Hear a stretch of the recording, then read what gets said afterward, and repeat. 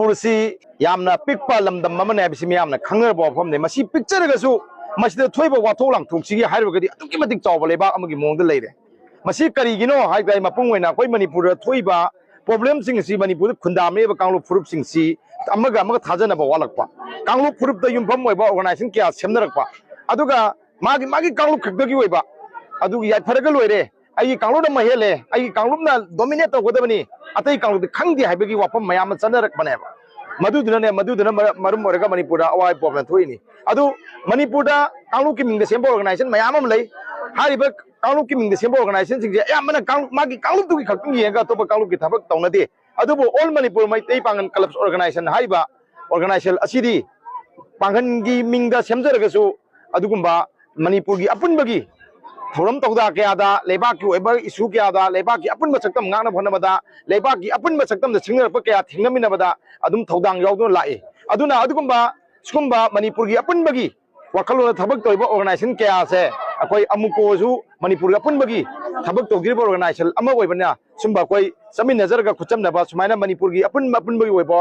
कोई थबक तोइबा लुपसिंग का कोई अमुकोगा पुलगा समिन नजरबदुनी अखोई तोगिरिसे अदुबा कोई कांगलु फुरुपदा युमफम याम ओइसन भक्चिनबा ऑर्गेनाइजेशन सिंग अदुगदी अखोई अमुकोगा खुचमनदे अखोई मोइगा पुलगा थबक तोमिनदे हाइबसि माइ अहांबा थमजरी अदुगा होजिक मणिपुरदा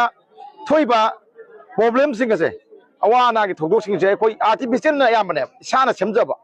अखोई अतोपा मालिम की लेबा क्या थोइदी सुनामी न सिंगबा इसिंग इसाव अदगदी अखोई आर्टक्वेक कुंबा अदगे वोल्केनिक इरप्शन कुंबा मई सिंग पकाइबगुम तौरगा लेबाक तुगी अवाना थोपा नेचरल कैलामिटी दे युमफम अवाना थोपा तो अदुगा कोई मणिपुर की अखोई इसाना सेमजबो इन तवे मसी करिगिनो हाय कांदा लमदम जि लेबा कांगलु फुरुप सिंग असिना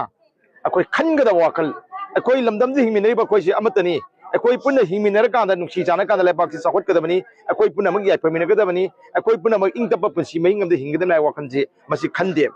मदुगुंबा मयामदनी हजिक मणिपुर दासु मणिपुर यावना इंडिया की अवांग नोंपोक लमदम की स्टेट मरीदा अखोई डिलिमिटेशन तौनबा अखोई मार्च की तांग 19 दा सुप्रीम कोर्ट ना अखोई भारत सरकार दा अखोई वाफम अमा थमकपा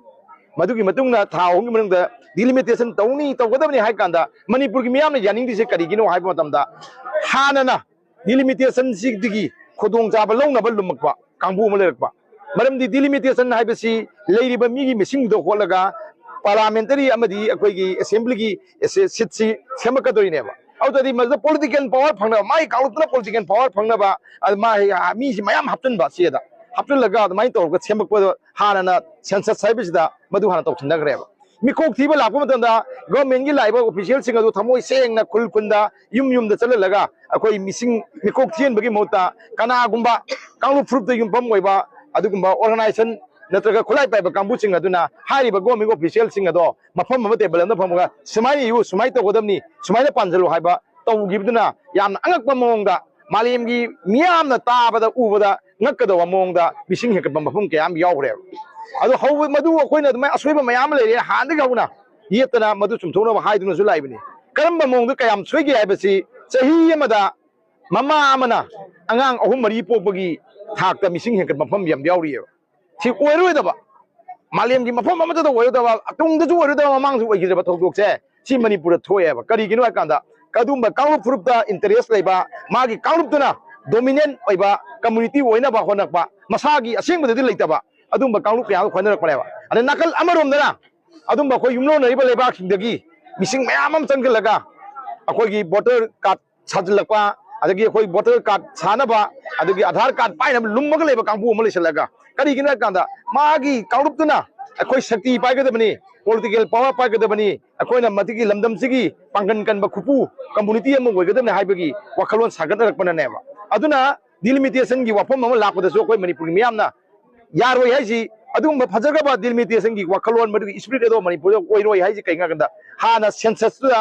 अरानबा मयाम दैग्रे अदु डिलिमिटेशन तौगदबा लैतागदी अफबा सेंसस फजना मिकोक थीदना फजना अखोई मपालमदिना कना कना संगई हौजिक लेबा बोर्डर दा चलिबा मिसिंग असि कदाय फौक चुमना बोर्डर चनगिबनो आधार पाइगिबनो हाइबा मागी एंटीसीडेंट्स पास हिस्ट्री मयाम द इगिदना मफम जिगी मा बोर्डर चनबा याबा मीरा मफम जिदा मा आधार पाट पाइबा याबरा हाइबा चिंग फजना खंतोगा नेशनल रजिस्टर ऑफ सिटीजन से मसीजु फजना तौरकांदा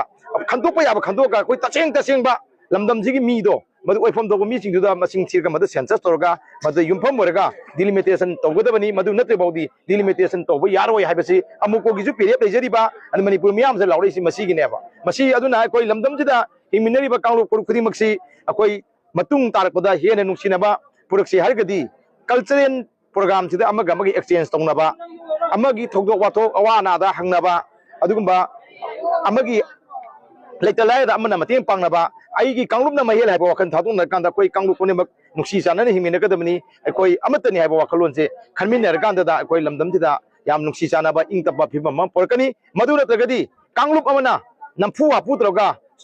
ꯁꯛꯇꯤ ꯄꯥꯏꯅꯤ ꯁꯨꯄꯥꯏ ꯄꯥꯏꯅꯤ ꯂꯝꯗꯝ ꯃꯅꯤꯄꯨꯔꯁꯤ ꯀꯟꯇ꯭ꯔꯣꯜ ꯇꯧꯅꯤ ꯃꯅꯤꯄꯨꯔꯒꯤ ꯃꯄꯨ ꯑꯣꯏꯒꯅꯤ ꯍꯥꯏꯕꯗꯨꯗꯤ ꯍꯧꯖꯤꯛꯀꯤ ꯑꯣꯏꯔꯤꯕ ꯐꯤꯕꯝꯁꯤꯗꯗꯤ ꯑꯣꯏꯔꯣꯏꯗꯕ ꯋꯥꯐꯝ ꯑꯃꯅꯤ ꯑꯗꯨꯅ ꯃꯗꯨꯒꯤ ꯋꯥꯈꯜꯂꯣꯟ ꯄꯨꯝꯅꯃꯛ ꯊꯥꯗꯣꯛꯄꯤꯌꯨ ꯍꯥꯏꯕꯁꯤ ꯀꯥꯡꯂꯨꯞ ꯐꯨꯔꯨꯞꯇ ꯌꯨꯝꯐꯝ ꯑꯣꯏꯔꯒ ꯊꯕꯛ ꯇꯧꯔꯤꯕ ꯂꯥꯟ ꯍꯧꯔꯤꯕ ꯑꯗꯨꯒꯨꯝꯕ ꯐꯠꯇ ꯊꯧꯔꯥꯡ ꯀꯌꯥ ꯇꯧꯔꯤꯕ ꯀꯥꯡꯕꯨ ꯄꯨꯝꯅꯃꯛꯇ ꯑꯩꯈꯣꯏ ꯃꯁꯤ ꯑꯃꯨꯛꯀꯒꯤ ꯃꯥꯏꯀꯩꯗꯒꯤ ꯑꯄꯤꯜ ꯇꯧꯖꯔꯤ